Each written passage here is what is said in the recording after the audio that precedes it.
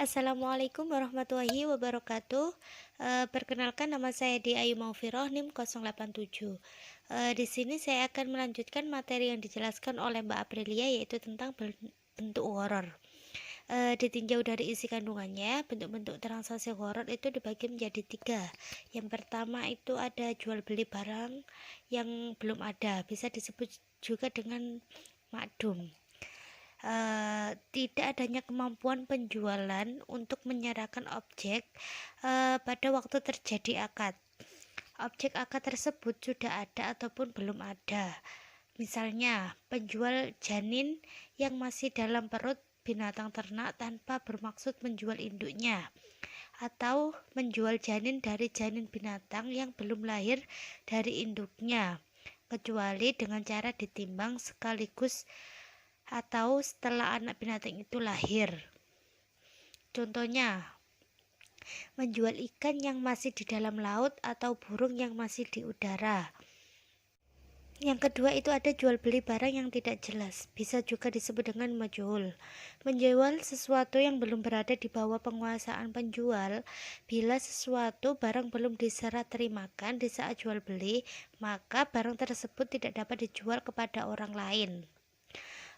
Sesuatu atau barang jika belum diterima oleh si pembeli tidak boleh melakukan kesepakatan kepada yang lain untuk bertransaksi atau jual beli karena wujud dari barang tersebut belum jelas, baik kriteria, bentuk, dan sifatnya.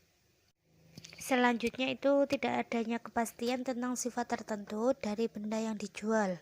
Rasulullah SAW bersabda, janganlah kamu melakukan jual beli terhadap buah-buahan sampai buah-buahan tersebut terlihat baik.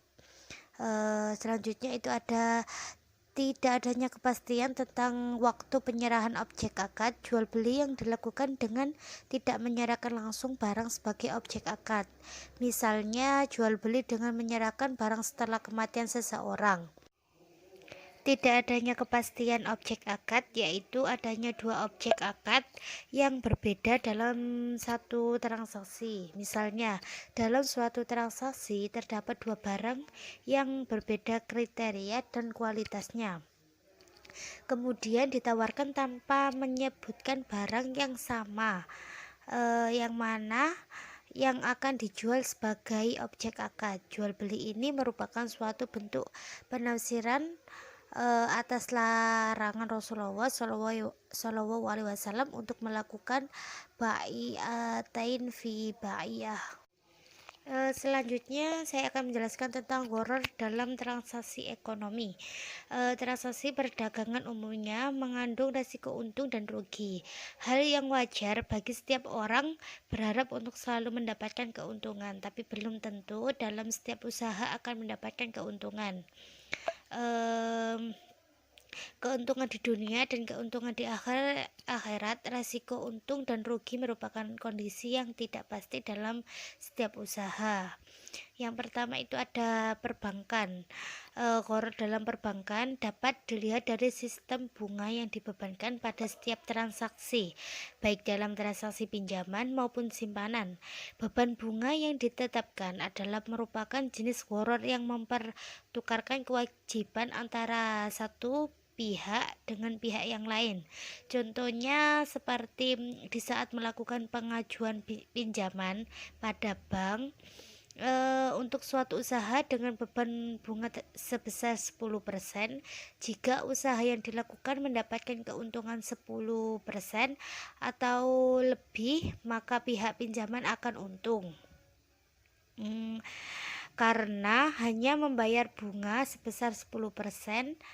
Sedangkan bila usaha mengalami kerugian, maka akan ditanggung sendiri dan pihak bank tidak akan peduli dengan kondisi tersebut. Selanjutnya itu ada asuransi.